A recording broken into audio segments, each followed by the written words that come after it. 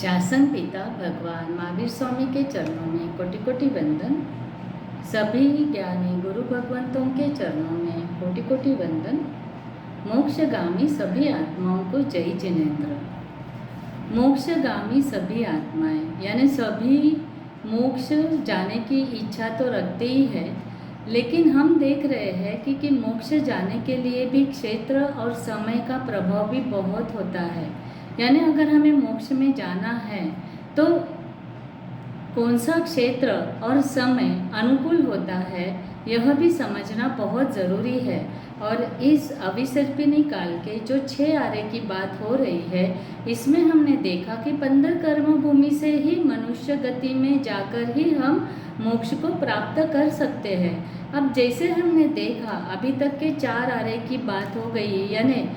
सुषम आरा, सुषम सुषम आरा, सुषम दुषम आरा और दुषम सुषम आरा। यानी अभी तक सुख जो कहा गया है वो सुख है, और जो बात हो रही है समय की, तो पहले 2 आरे में और तीसरे आरे के आधे समय बीत जाने तक का जो समय है वह तो सुख का ही समय है। यानी यहाँ पर न राग है, न द्वेष है, न संसार है, न जो हम कहते हैं कि दुख है, न अशुभ कर्म है, क्योंकि यहाँ पर सभी इच्छाएं और सभी हमारे जीवन में जो भी हमें ज़रूरी चीज़ें हैं वो कल्पवृक्ष से मिल रही है। तो यहाँ पर न जैसे हमने देखा कि सामान्य जो सुख की बात होती है वो सुख की बात इस आरे में कही गई है, और इसीलिए अशुभ कर्म का वहाँ पे बंध भी नहीं है, और इसी कारण से वहाँ पर एक ही गति कही गई है और वह है देव गति। तो हमें नेचुरली ये सब जानने के बाद हमें ऐसे लगता ही है कि अगर मनुष्य गति में जन्म लेना है तो ये जो आरे की बात कही गई है प्रथम और दूसरे आरे में जन्म लेना बहुत अच्छी बात है, क्योंकि वहाँ पे सुख है, न काम करना है, न मेहनत है, न व्यापार है। ये सभी चीज़ें जो भी हम इच्छा करेंगे हमें रेडीमेड सब मिल जाता है। लेकिन इसका एक ड्रॉबैक ये है कि जब तक तीर्थंकरों का जन्म नहीं होता है तब तक कर्मभूमि और वहाँ से जो धर्म की शुरुआत होती है वो धर्म भी नहीं है। यानी सबसे बड़ा ड्रॉप ओनली पुण्य, और पुण्य के कारण वहाँ पर जन्म ले सकते हैं। लेकिन अगर कर्म की निर्जरा कर सिद्ध गति को प्राप्त करना है तो वहाँ से पॉसिबल नहीं है। तीसरे आरे के अंतिम समय में प्रथम तीर्थंकरों के जन्म के बाद जो मोक्ष के दरवाजे खुल जाते हैं, वहाँ से उसके बाद का चौथा आरा जो कहा गया है उसमें बाकी के 23 तीर्थंकर होते हैं। असीम ऋषि का व्यापार शुरू हो जाता है, और हमें तीर्थंकर जो प्रथम तीर्थंकर होते हैं वह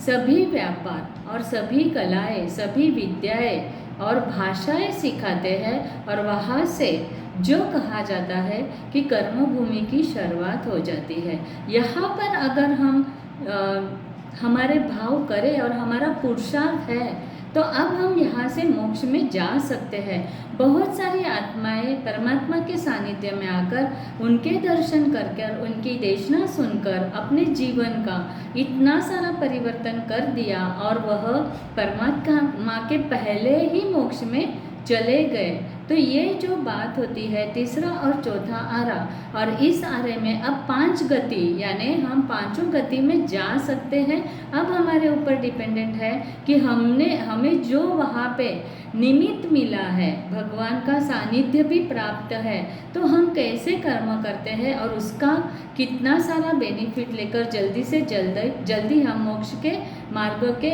मार्ग में आगे प्रयाण करते हैं। तो ये सभी बातें देखने के बाद अब यहाँ पे 5 गति क्या है, खुली है हमारे लिए। मनुष्य गति में जन्म लेने के बाद यहाँ से अगर मोक्ष जाना है तो पॉसिबल है, समय भी अनुकूल है और सानिध्य भी यहाँ पे परमात्मा का है। अब जो बात होती है ये 4 आरे बीत जाने के बाद अब जो 5वां आरा यानी 24 तीर्थंकर का निर्वाण हो गया, और निर्वाण के बाद उसके बाद लास्ट में जम्बू स्वामी जो केवल ज्ञानी थे वह जब निर्वाण उनका हो गया, इसके बाद मोक्ष के दरवाजे बंद हो गए, और 5वां आरा जो कहा जाता है जिस आरे में हम हैं, इस आरे का आयुष्य अब 21,000 साल का है, जिसमें से 2,000 साल यानी हम स्टार्टिंग जो समय है इस स्टार्टिंग समय में है, अब भी हमें 18,000 साल तक ये आरा चलने वाला है। लेकिन जैसे कहा जाता है, जैसे जैसे आरे आगे बढ़ते जाते हैं वैसे वैसे वर्ण गंध रस स्पर्श यानी आयुष्य, ऊंचाई, मजबूताई कम कम कम होती जाती है। अनंत गुना हीनता, अब ये 5वें आरे में मनुष्य गति में जो मनुष्य जन्म लेते हैं उनमें घटते घटते अब आयुष्य भी जो है वो उत्कृष्ट 125 कहा गया है। जगन्य अगर है तो वो 60 ईयर्स का, ये जो साधारण होता है वो कहा जाता है। अब ये आयुष्य भी कम हो गया और जो हमारी हाइट है ये हाइट भी ज़्यादा से ज़्यादा यानी 7 हाथ की ही हाइट और कम से कम कहा जाता है यहाँ पर। अब हमारी ऊंचाई 2 हाथ की कम से कम, जैसे आरा आगे आगे बढ़ता जाएगा तो हाइट भी कम कम कम होती जाएगी। अब हमारी पसलियाँ जो है खाली 16 ही है और इसी कारण से जो परमात्मा के समय में आयुष्य अवगहना यानी ऊंचाई, पसली और हड्डियाँ जो थी इतनी मजबूत थी कि कितनी भी साधना करते थे तो शरीर थकता नहीं था। अब शरीर की ये कमज़ोरी इतनी है कि साधना अगर हमारे भाव भी होते हैं लेकिन वो हमें क्या करते हैं, सपोर्ट नहीं करते हैं। अब इस आरे के लक्षण के बारे में तो क्या बताएं, हम जिस आरे में हैं वो सब हम उसका अनुभव भी कर रहे हैं। फिर भी भगवान ने हमें 5वें आरे में, हमारे पास हम इतने लकी हैं कि भगवान ने दी हुई जो दिया हुआ ज्ञान हमारे पास है, तो इस ज्ञान के आधार पर जब हम आरे के लक्षण समझते हैं तो हमारे जीवन में एक तो हमें समाधान तो ये करना ही है। आरे का नाम ही दुखम कहा गया है यानी दुख का आरा। अब आरा ही जब दुख का है तो हम सुख के पीछे जो भाग रहे हैं, सुख प्राप्ति की हमें जो इच्छा होती है वो कितनी वैलिड है, वो सही में करने जैसी है। लेकिन इस आरे का प्लस पॉइंट तो ये है कि धर्म है, भगवान ने दिया हुआ ज्ञान है आगम के रूप में और हमारे पास तीर्थंकर अरिहंत नहीं है। सिद्ध तो विराजमान सिद्ध गति में है, लेकिन आचार्य उपाध्याय साधु साध्वी जो हमें ज्ञान दे रहे हैं, मार्गदर्शन दे रहे हैं और उसके द्वारा हमें समझ में आ रहा है कि जो क्षेत्र और समय के प्रभाव से और काल के प्रभाव से जो लक्षण है और हम जहाँ पे है जिस आरे में है उसके लक्षण अगर समझते हैं तो हमारा समाधान यानी कभी भी हमारे जो मन में विचलितता हो जाती है, मन चंचल हो जाता है और बहुत ऐसे हमें कभी कभी समस्याएं जो आती है, दुख जो आता है तो हमें ऐसे लगता है कि ये दुख मेरे जीवन में ही क्यों आया। लेकिन अगर समय की बात करें तो ये समय ही ऐसा है और इसके अगर लक्षण देखते हैं तो ये देखने के बाद तो हम जो भी हमारे जीवन में अभी सराउंडिंग में, वो सामाजिक रहने दो, राजकीय रहने दो, धार्मिक रहने दो या पारिवारिक रहने दो, जो भी समस्याएं आ रही है वो काल के अनुसार है। अब जैसे कहा गया है कि पहले विलेजेस भी बहुत ही समृद्ध रहते थे, अब जो वो गांव नगर वगैरह है वो स्मशान जैसे हो जाएंगे, शहर है वो बड़े बड़े होते जाएंगे। सुकुलोत्पन्न दास दासी यानी दास दासी भी अच्छे कुल की रहेगी। राजा जो है वो बहुत ही दंड देने वाले रहेंगे। कुलीन स्त्रियाँ जो है वो कुलीन स्त्रियाँ दुराचारिणी होती है। पुत्र पिता की आज्ञा का भंग करने वाले ही रहेंगे। शिष्य गुरु की निंदा करने वाले रहेंगे। कुशील जो मनुष्य रहेंगे यानी संस्कारी मनुष्य रहेंगे, असंस्कारी मनुष्य रहेंगे वह सुखी रहेंगे और सुशील जो है वो दुखी रहेंगे। जैसे कहा जाता है कि जीव जंतुओं के उपद्रव यानी सर्प, बिच्छू, मच्छर, डांस वगैरह जो जीवों की उत्पत्ति है वो अधिक दिखाई देगी। इस समय में दुष्काल बहुत ही पड़ेंगे और इसी कारण से जो हमारे जीवन उपयोगी वस्तुएं हैं वो दुष्काल के कारण से हमें अब मिलनी जितनी आसानी से और मिलनी चाहिए उसमें क्या हो जाएगा, प्रॉब्लम आ जाएगा। ब्राह्मण जो पहले निस्वार्थ भाव से धार्मिक क्रिया या जो भी करते थे वो अब सभी ब्राह्मण बहुत लोभी हो जाएंगे और बहुत जो धर्म रहेंगे वो हिंसा को ही धर्म मानने वाले ही धर्म रहेंगे। एक मत लेकिन मतांतर बहुत रहेंगे। मत तो एक ही है लेकिन उसमें भी बहुत सारे डिफरेंस ऑफ ओपिनियन रहेंगे, मिथ्यात्वियों की वृद्धि होगी और देव दर्शन तो बहुत ही दुर्लभ होते जाएंगे। अब जो विद्याधरों की विद्या है वह भी मंद मंद होती जाएगी और हमारे पास जो भी दूध दही वगैरह है या फल है, सब्जियां है, ये सभी की स्निग्धता यानी पौष्टिकता स्लोली कम होती जाएगी। पाखंडी होते हैं उनकी पूजा होगी और जो हमारे साधु संत है यह जहाँ पे ठहरने के निवास उनके अनुकूल होने चाहिए वो भी क्षेत्र कम होते जाएंगे और वहाँ पे जैसे कहा जाता है कि गुरु शिष्य को अब पढ़ाएंगे नहीं और शिष्य भी अविनीत दिखाई देंगे। अधर्मी, कदाग्रही, मूर्ख, धूर्त, दगाबाज, क्लेश करने वाले लोग अधिक दिखाई देंगे। और जैसे कहा जाता है कि सूत्र जो हमारे परमात्मा ने आगम रूप सूत्र बताए हैं तो वहाँ उसकी विरुद्ध प्ररूपना ज़्यादा होगी और लोगों को भ्रम में डालने और फंसाने वाले ही धर्मात्मा ज़्यादा दिखाई देंगे। जो आचार्य है वह अलग अलग संप्रदाय स्थापित करने के लिए यानी अपनी जमाने के लिए दूसरों की उखाड़ने की कोशिश करेंगे और यहाँ पर लोगों की धर्म के प्रति जो प्रीति रहनी चाहिए, श्रद्धा रहनी चाहिए, वो कम कम होती जाएगी। अब जैसे जैसे समय आगे बढ़ता जाएगा वैसे वैसे धन भी कम होता जाएगा और जो कहा गया है मूल्यवान चीज़ें जो कही गई है धातुओं की, सोना, चांदी, रत्न वगैरह, वो भी कम कम होता जाएगा और वहाँ पे अब हमारे पास सिर्फ लोड़े का धातु ही बचेगा और जो व्यापार विनिमय यानी जीवन निर्वाह के लिए जो पैसे की आवश्यकता होती है, अभी हमारे पास जो धातु के जो कॉइन्स वगैरह होते हैं वह भी अब सिर्फ और सिर्फ चमड़े के ही रहेंगे। और वहाँ पे जो आरा है, यहाँ पे भूख जो लगेगी वो दिन में 2 बार कंपलसरी खाना, इतनी भूख तो लगेगी। और इस आरे में कहा गया है एक उपवास भी 1 मास खमन समान लगेगा। अब ये सभी चीज़ें हैं, ये समय जाते जाते जाते ज्ञान जो है हमारे 32 आगम अभी उपलब्ध है, लेकिन ज्ञान समय जाते जाते जाते कम होता जाएगा और अंत में खाली एक ही आगम जो 10 वैकालिक आगम की बात की है और वो भी ओनली 4 अध्ययन, उतना ही ज्ञान बचेगा। लेकिन फिर भी उस ज्ञान के आधार पर 5वें आरे के अंतिम दिन, वो दिन होगा आषाढ़ सुद पूनम का दिन। उस दिन शकेंद्र घोषणा करेंगे, अनाउंसमेंट करेंगे ऊपर से कि आज 5वें आरे का अंतिम दिन है। तो धर्मात्मा जितने भी लोग रहेंगे उनको कहेंगे, हे धर्मात्मा, हो सके उतना आलोवी पड़िकमी निंदी निशल्य होकर आप संथारा ग्रहण करो और आप अपने भव का जो भी है वो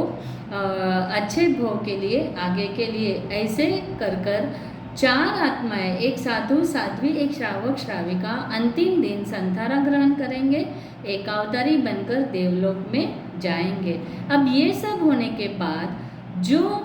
अंतिम दिन है उस दिन में सभी दिशाओं में निरंतर धूल उड़ेगी। रचकन और धूल से जो दिशाएं है वह उस कारण से कुछ भी नहीं दिखाई देगा और अंधकार के कारण से प्रकाश शून्य हो जाएगा। काल की रुक्षता के कारण चंद्र की असह्य ठंडी लगेगी और जो सूर्य है वह अत्यंत तपेगा और बाद में 10 प्रकार के मेघ कहे गए हैं। वो 10 प्रकार के मेघ ऐसे बरसेंगे जो बहुत ही मेघ का पानी बहुत ही अस्वच्छ रहेगा या गंदा रहेगा। उसके नाम भी ऐसे मेघ रहेंगे कि जो बिल्कुल उसमें रस नहीं रहेगा, विपरीत रस वाले रहेंगे, जिसमें क्षार ज़्यादा हो ऐसा पानी बरसेगा। आग समान मेघ बरसेगा, विद्युत समान मेघ बरसेगा, झेर यानी जहर जैसा मेघ बरसेगा, विविध प्रकार के रोगों की वेदना उत्पन्न करने वाला मेघ बरसेगा और वहाँ पे दूषित जल युक्त मेघ इतना होगा और वह सतत अंधार बरसने के कारण वहाँ पे अब हमारे यहाँ जितने भी पहाड़, गढ़, बेट, कुआं, गांव, वाव सर्व जितने भी स्थानक है वो स्थानक इस कारण से नष्ट हो जाएंगे। अब ओनली 5 स्थानक ही बचेंगे, वह है वैताढ़्य पर्वत, गंगा नदी, सिंधु नदी, ऋषभकूट और लवन की खाड़ी। इन 5 में जो भी स्थानक बचेंगे, इस स्थानक में बचने के बाद जो अब हमने कहा अंतिम दिन 4 जो आत्माएं हैं वह संथारा ग्रहण करके देवलोक में जाएगी। और उसी दिन ये जो 4 चीज़ें हैं यानी धर्म, पहले प्रहर में जैन धर्म नष्ट हो जाएगा, दूसरे प्रहर में मिथ्यात्व का धर्म नष्ट हो जाएगा, तीसरे प्रहर में राजनीति नष्ट हो जाएगी और चौथे प्रहर में अग्नि का विच्छेद, यानी जो अभी अग्नि हम कुछ भी खाना पकाना है, काम करना है तो हमारे पास अग्नि है, तो ये अग्नि का विच्छेद वहाँ पे हो जाएगा। तो ये 5वां आरा यहाँ पे समाप्त हो गया। अब अंतिम दिन जितने भी मनुष्य वहाँ पे बचे हैं उन मनुष्यों को जैसे कहा गया है कि वैताढ़्य पर्वत में भरत क्षेत्र के अधिष्ठायी देव वहाँ पर आकर उन मनुष्यों को इस वैताढ़्य पर्वत की गुफा, यानी हम कह सकते हैं बिल कहो, गुफा कहो, ये सारी सभी मिलके 72 गुफाएं वहाँ पे रहेगी और प्रत्येक गुफा 3-3 मंजिल की रहेगी। और उन गुफाओं में जो ये देव है वो मनुष्यों को, जो जीते हैं उन मनुष्यों को रख देंगे। अब छठे आरे के पहले समय में जैसे समय और आगे जा रहा है, वैसे वैसे वर्ण रस गंध स्पर्श बहुत ही अनंत गुना वहाँ पे हानि दिखाई देती है। अब वहाँ यानी छठे आरे के मनुष्य का आयुष्य सिर्फ 20 साल का रहेगा और जो हाथ ऊंचाई है 1 हाथ की ही ऊंचाई रहेगी। शरीर में अब जैसे हमें 16 है, वहाँ पे खाली 8 ही पसलियाँ रहेगी और अपरिमित आहार की इच्छा, यानी कितना भी खाने के बाद भी आहार खाने के बाद उसकी तृप्ति नहीं होगी। और रात्रि में बहुत ही चंद्र की शीतलता और दिन में सूर्य का प्रकाश इतना प्रखर रहेगा कि सिर्फ सूर्योदय के समय 1 प्रहर और सूर्यास्त के समय 1 प्रहर, इतना ही टाइम के लिए वहाँ के जो गुफा में रहे हुए मनुष्य बाहर निकल पाएंगे। उस समय वह बाहर निकलकर जैसे कहा जाता है कि वहाँ पे कच्छ और मच्छ जो नदी है उसमें ज़्यादा जो रहेंगे उनको निकालकर जो तपता नदी के रेत में गाड़कर उनको दूसरे दिन यानी सूर्य के प्रकाश से शीत और तेज प्रकाश मिलने से जब वो पकेंगे तभी ही क्या होगा, वह दूसरे दिन खाने लायक बनते हैं। लेकिन पकने के बाद ज़मीन से जब उसको निकाला जाएगा तो उसको पाने के लिए सभी मनुष्य उसके ऊपर टूट पड़ेंगे और टूटकर जो कहा जाता है बिकॉज ऑफ वहाँ पर मनुष्य ज़्यादा होंगे लेकिन खाने के लिए कम मिलेगा। और जो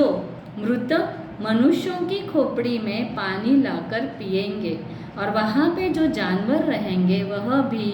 जैसे कहा गया है कि इन सभी मृतक जानवरों की और मनुष्यों की हड्डियाँ खाकर वहाँ पे गुजारा करेंगे। उस काल के जो मनुष्य कहे गए हैं वह बहुत ही दीनहीन, दुर्बल, दुर्गंधित, रुग्ण, अपवित्र और नग्न आचार विचार से हीन रहेंगे। माता, भगिनी, पुत्र आदि के साथ भी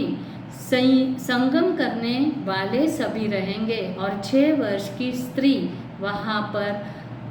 बालक को जन्म देगी और जैसे इतने सारे बालक को जन्म देगी कि जैसे अभी हमारे पशुओं को जन्म देते हैं, कुत्ते, बिल्ली वगैरह बहुत सारे बच्चों को जन्म देते हैं, वैसे ही तभी की स्त्रियां बहुत सारे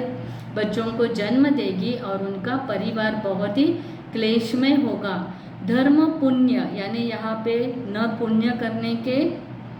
निमित्त होगे न धर्म होगा और इसी कारण इस आर्य का नाम दुखम यानी दुख ही दुख, ये आर्य का नाम यहाँ पर कहा गया है। और यहाँ से अब जब मृत्यु होता है तो यहाँ के मनुष्यों के लिए अब दो ही गति रहती है, और वो होती है ज़्यादातर करके नरक गति होती है और तिरंज गति, क्योंकि यहाँ पर रोज़ और रोज़ हिंसा ही होती है। बिल्कुल ही अहिंसा का नाम नहीं है, बिकॉज ऑफ मांसाहार ही है। आहार की जो शैली है वो मांसाहार ही है, और इसी कारण से हिंसा होने के कारण से अनंतानुबंधी हिंसा का जो पाप लगता है, इसी कारण हमारी दुर्गति होती है। अब ये जो समय और क्षेत्र की बात हमने समझने की कोशिश की, तो ये हमने जान लिया कि अगर हमें सिद्ध गति में जल्दी जाना है तो एक तो जो 15 कर्म भूमि कही गई है, उस 15 कर्म भूमि में जहाँ पे काल का प्रभाव पड़ता है, यानी समय परावर्तित होता रहता है, क्षेत्र होता है वो भरत और ऐरावत है, लेकिन 5 जो महाविद्य क्षेत्र है, इस महाविद्य क्षेत्र में काल का प्रभाव होता नहीं है, हमेशा के लिए परमात्मा होते हैं। तो हम यही प्रार्थना प्रभु से करेंगे कि हे प्रभु, अब जो भी है 5वें आरे में है, तो यहाँ पे कोशिश अगर हम एक अवतारी बनने की करते हैं तो देवलोक का एक भाव करने के बाद अब हमारा अगर मनुष्य गति में जन्म लेना ही है तो हम महाविद्य जैसे क्षेत्र में ही हमारा जन्म हो, यही भाव हम करेंगे और जल्दी से जल्दी सभी आत्माएं ऐसा पुरुषार्थ कर कर काल का और क्षेत्र का जो है ये समझने के बाद अब तो हमें ये तय ही करना है कि छठे आरे में, यानी मनुष्य गति है तो मनुष्य गति, लेकिन आरा अगर छठा है तो हमें दुर्गति ही मिलने वाली है। तो ऐसे दुर्गति से हम बचने की कोशिश करेंगे और ज़्यादा से ज़्यादा जो अभी हमारे पास एक अवतारी बनने की भी शक्ति है, उसका ज़्यादा से ज़्यादा उपयोग कर कर हम जल्दी से जल्दी सभी मोक्ष में आत्माएं जाए, ऐसी भावना के साथ आज के विषय में जिनाग्ना के विरुद्ध कुछ भी कहा गया हो तो उसके लिए तस्मिच्छामि दुक्कडम।